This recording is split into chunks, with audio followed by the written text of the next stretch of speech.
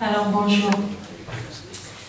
Je voudrais vous parler de la joie que j'ai eue à passer 7 ans dans les classes d'un collège à Marseille, où j'ai inventé, avec des adolescents, une méthode pour parler avec eux de spiritualité. Et j'en ai fait un livre, Théou, des ados parlent de Dieu.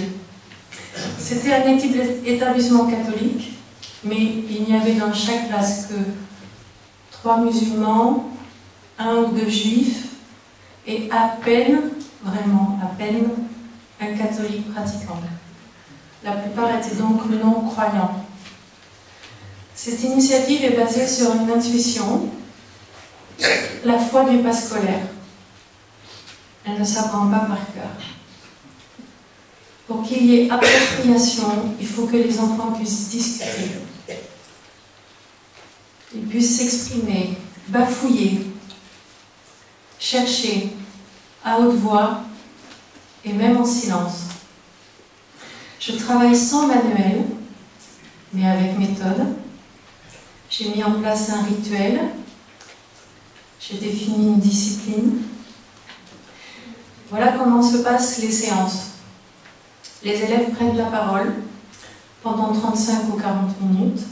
Moi aussi, je peux intervenir. Puis, il y a la minute de silence pour qu'ils intériorisent. Puis, quelques minutes d'écriture. Et chacun peut écrire ce qu'il a compris, pas compris, aimé, retenu, ou une pensée personnelle. Je ramasse les papiers, je fais la saisie ordinateur de tout ce qu'il me donne. Et la séance suivante, je fais circuler les 2 ou les 3 ou les 4 papiers de chacun de leurs petits pavés et ils le lisent à tour de rôle, à voix haute et de façon anonyme. C'est extrêmement important qu'un enfant timide se rende compte que sa parole est discutée pendant 10 minutes dans la classe.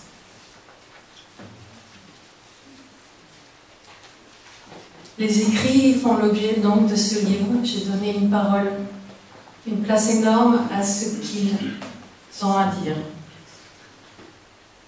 Par exemple, Aurélie, en 4e, on dit que Dieu est mort. Alors on y croit en cachette. C'est très intéressant car c'est vrai. En plus, dans notre corps, il n'est pas mort. Et du coup, Samantha, dans la même classe, dit « Ah bon? Mais il est aussi dans le corps, Dieu? Mais c'est pas contre le corps, la religion ?» La question ici, c'est « Est-ce que Dieu est incarné? Est-ce que nous sommes le corps du Christ? Ou est-ce qu'on n'a pas encore compris ça? » Jennifer, en 3e, elle a compris. Elle dit « Si Dieu avait été beau gosse, on y croirait tous. »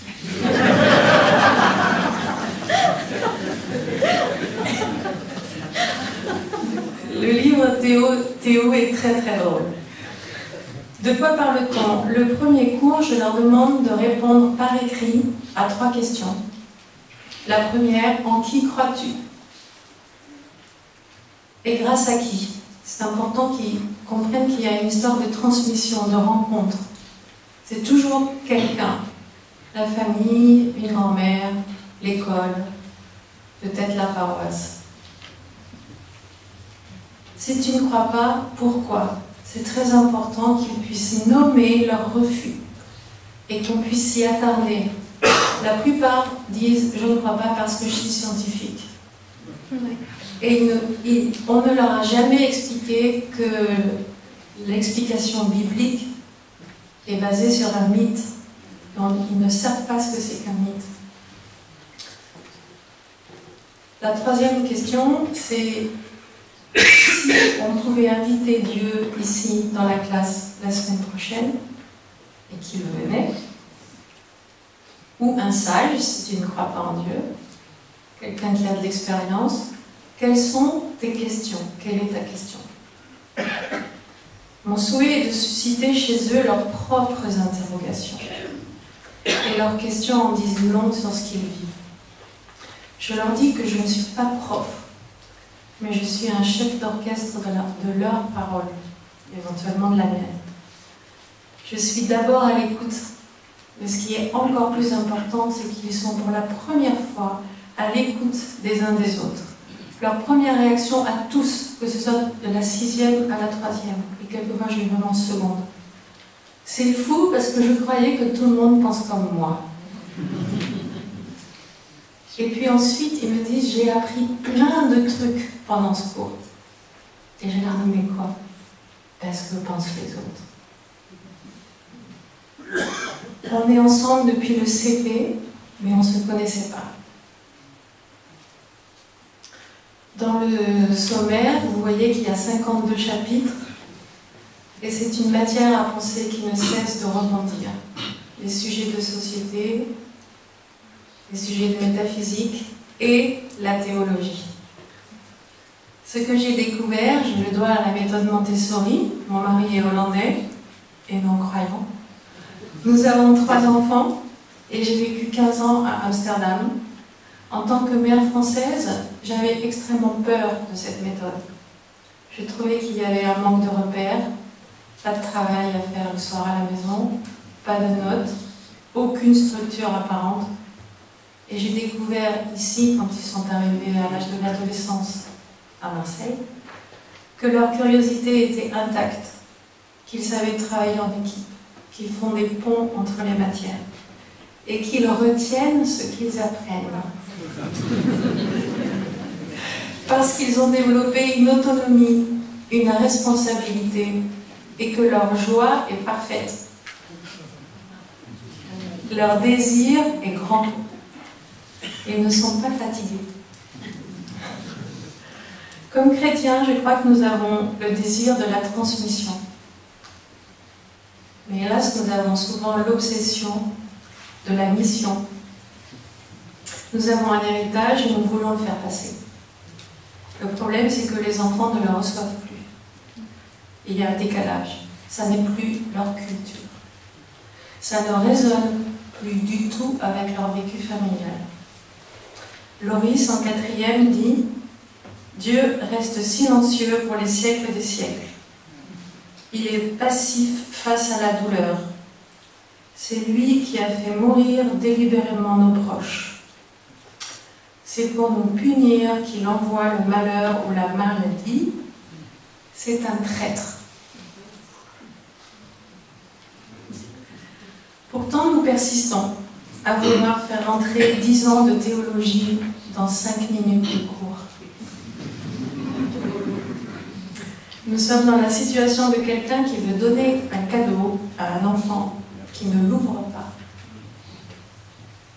et qui, s'il l'ouvre, l'oublie quelque part. Gaëtan, en 3e, dit « Oh là, Dieu, c'est mon territoire, tu ne passeras pas. »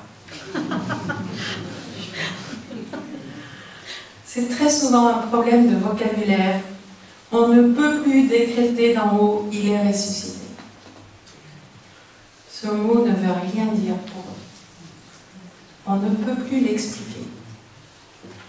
Sur les papiers, je vois écrit « résurrectionné »,« ressuscitionné », alors que c'est un des seuls mots que j'écris pendant l'année sur le tableau. En revanche, j'ai maintes fois expérimenté combien ce que dit Vatican II est vrai. Nous devons tenir de l'Esprit Saint, que d'une manière que Dieu connaît, tout homme est associé au mystère pascal.